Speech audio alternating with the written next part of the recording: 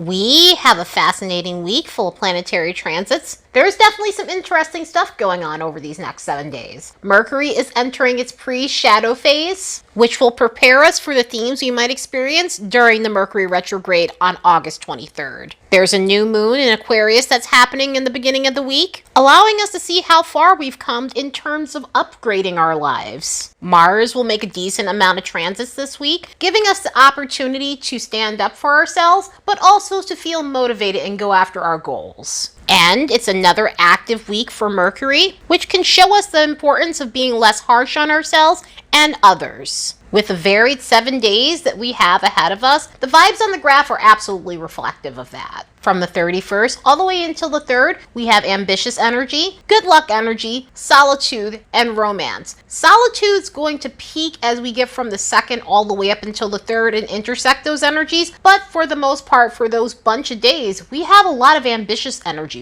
We have a lot of driven energy, along with some fortunate moments, and this is because of an alignment that's going on with Mars and Jupiter. This is also because Mars is going to be very active at the beginning of the week and making some harder alignments. However, those harder alignments allow for us to take action on things that need our attention, but also offer up some fortunate moments and opportunities. That solitude may indicate that we need a little bit of space to ourselves to do so. So if there are some sort of objectives that you have, you may need some time to yourself to figure out a better strategy. Then from the 3rd all the way up until the 5th, we have some visionary energy, which tends to be psychic energy. It's low grade, it's a little low level, so there may be some underlining things where we're picking up something intuitively. So this may also be about experiencing hunches about certain things going on around us. There's also a bit of social energy there. With the way the weekend is going, we could have the urge to go out and have fun, but there may be moments where we're feeling lethargic, and that's due to an alignment that's happening on Sunday with the Sun and Neptune that could cause us to feel more foggier than normal.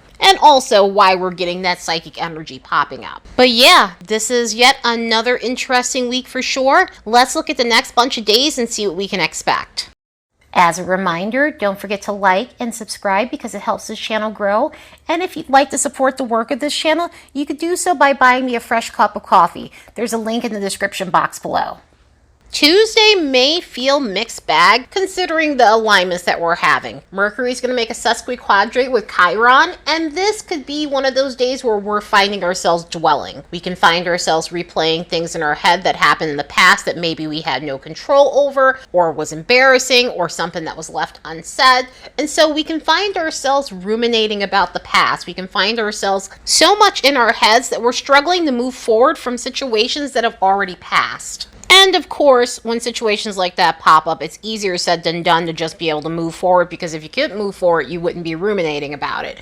But it is one of those situations where it's unconstructed to keep going there to that place, so you're having to find ways to find better coping mechanisms to deal with these things. When this stuff happens, it's giving us that nudge that we need to heal ourselves from these circumstances, from these types of thoughts. That way, we're not replaying things in our mind that ends up throwing us off course for the rest of the day. So with an alignment like this, work on the areas where you're overly harsh on yourself. Work on the areas where you're overly judgmental of others, because sometimes that can come up with an energy like this. Sometimes we're not thinking about stuff that makes us feel weird and awkward. Sometimes it could be about dwelling on something someone did, stewing on something someone did, and feeling agitated, feeling angry as a result of it. Hopefully, this alignment that's happening with Mars and Jupiter will take the sting out the air. Mars and Jupiter are going to be in a trine with one another, and the great thing about this alignment is it's very encouraging, and it's encouraging in a constructive way. Sometimes when we get Mars and Jupiter together, it's not always constructive. It's fun, but it's not always the most constructive energy. But with something like this, it definitely can be motivating in terms of going after your goals, in terms of pursuing things when it comes down to your love life, and other objectives you might have for yourself. A combination like this really helps us in terms of the fear of rejection. In other words, if we felt worried or concerned or were overthinking something that we want to go after or pursue, this is one of those alignments that helps you shake some of that off and just go for it. Go for the gold. So it's got that shoot your shot energy. This is one of the reasons why we were seeing that ambitious energy and also that good luck energy. These two planets combined in a harmonious transit really helps us seek out fortunate opportunities and the right opportunities without overthinking them. So this is one of those alignments where acting on impulse generally pays off. And for that reason, we end up finding ourselves stumbling into rare opportunities. So it is one of those days where something could end up changing your luck in a great way. Romantically, an alignment like this is excellent for putting yourself out there if you're single and you're wanting to date, if you haven't really been doing anything in terms of that, meaning basically you just haven't been active when it comes to the dating scene. This is excellent for putting yourself out there again. And even if you aren't necessarily meeting the one right away, it's really good for becoming an active participant in your love life again. For those in committed relationships, this could be an adventurous time in terms of passion, in terms of bedroom antics, but also spicing things up, also just going out and enjoying yourselves and really just having an exhilarating time with one another. Speaking of exhilarating times, this is also a really fun alignment. This is a fun alignment in terms of just doing something different, going out and being more adventurous. So it could be a day for making plans for something cool and awesome, or it could be a day where you just decide to say, you know what, I'm just going to go out and have fun. Because this is happening on a 2 for Tuesday in typical Mars Jupiter fashion, you could find yourself out at the bar having a good time. And honestly, sometimes that type of stuff is called for. But overall, this brings in such a jovial vibe, and it's going to be necessary because on the next day, Mars is connecting with Pluto in a Sesquiquadrate, and this alignment in itself can be very uncomfortable. So here's the thing with this energy. If channeled correctly, we can move mountains, we can get things done, we can do some really intense research, we can focus our energy on complex things. We could also use it for working out and burning this energy off by cleaning our house or doing something else constructive. However, on the flip side of this alignment, it can be very uncomfortable because it tends to cause us to react irrationally to things. So someone may be saying something to us and we may react in a brutal way. There could be power struggles within this energy. So if someone's trying to dominate someone else, it could be a lot of back and forth. Sometimes this alignment can enunciate physicality when it comes down to arguments. So if someone's getting in a very heated argument, there can be moments where things get intense. There can be moments where things get physical. And also in typical Pluto fashion, sometimes things can get out. And sometimes things can get out in terms of something that was unintended is said, a secret ends up getting revealed.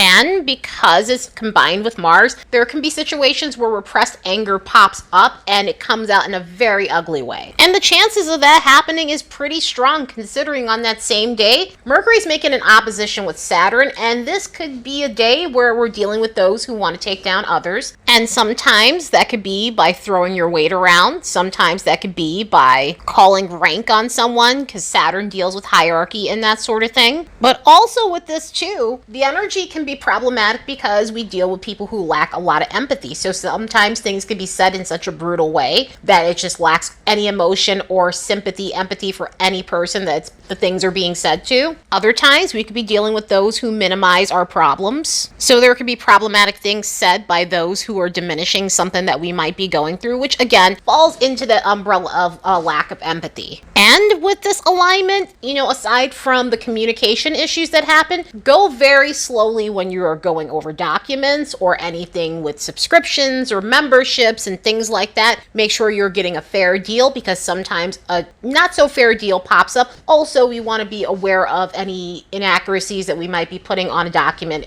if anything. When we get to the 3rd, we have more Mercury stuff occurring. Mercury's going into its pre-shadow phase in preparation for the retrograde itself on August 23rd. So from now all the way up until the 23rd of August, we are going to be dealing with Mercury and Virgo themes. And unlike last year, Mercury will fully retrograde through Virgo. Last year, it dipped into Libra. Well, actually, it mostly was in Libra and a little bit in Virgo since it went into its pre-shadow at the end of Virgo last year. But this year, we're having it fully in its home sign. So this Mercury retrograde will be more traditionally like a Mercury retrograde with all the glitches and things like that. Not that we don't have the glitches when we have any other Mercury retrograde, but I expect this one to be more glitchier. I mean, especially considering Uranus is going retrograde around that same time, and Uranus tends to bring the glitches as well. So either way, we're going to see some classical Mercury retrograde themes happening. With it being in Virgo, we can deal with issues those involving perfectionism, overthinking, harsh inner dialogue, where we're of service to other people, where we're neglecting ourselves being of service to other people, issues with analysis paralysis, issues regarding detailed-oriented things, and areas where we're overly picky about things. Of course, I will go more in depth as we get to the retrograde portion of this, but in the meantime, there will definitely be some themes popping up around Virgo and things that we definitely should be aware of in this next 2 weeks, because those things are going to be our retrograde themes, our personal retrograde themes. So it's good to take notice of the potential things that you'll have to re-examine during the retrograde phase. The signs that will be most affected by this retrograde will be the mutable modality: Gemini, Virgo, Sagittarius, and Pisces, between 6 to 22 degrees of these signs. So it's covering a big range, a broader range of the mutable signs this time. So for those who have mutable placements or chart points, this retrograde will be more impactful for you. On the 5th, the Sun's going to make a Sesquiquadrate with Neptune, and this could create moments where we're having mood fluctuations. This could also create moments where we're having a lot of self-doubt, we're having a lot of issues with our confidence, and we're feeling kind of off kilter. Off kilter in the sense where our moods are off to begin with, but we might also feel foggier than normal. We may feel more lethargic than normal. We may just be hazier. And so we're not able to really comprehend a lot of things. And again, this is going to translate into our confidence because it's dealing with the Sun. So there may be moments where we're very unsure of ourselves. We're not feeling as... There could be moments where we're just not feeling as decisive as we normally do, or understanding concepts, or being able to really feel certain about certain things. Maybe a sense where we feel like we have no direction, and we may have moments where we're having problems in terms of being decisive about things. And so this can make the mood for the weekend a little bit off. It's interesting that there is a little bit of social energy, that there's going to be a moon in Aries going on during that time, so that may help in terms of being able to be social or feeling social. But Sun-Neptune alignments, hard alignments, they generally bring about some self-consciousness. So again, we may have moments where we're just really needing a little bit of space to ourselves. And if all of that's happening, do the best you can to ground your energy. A lot of the time when there's Neptune alignments going on, the best things to do is really right brain things like art, music, writing, taking in a good film, channeling this energy into spirituality and mystical things. So a vibe like this is more so better for metaphysical things rather than doing your left brain logical stuff. That was the beginning of the week for us with all the Mars stuff, the Pluto stuff, the Mercury, Saturn stuff. But this energy in itself is just, it calls for us to relax a bit and do some mystically oriented things instead of complex stuff, technical stuff. So yeah, what a week. This summer has some bitey transits to it, but at least it offers us some sweet spots that may bring about some fortunate moments for us. Anyway, I hope you all have the best week ever. Later, and see you in the next episode.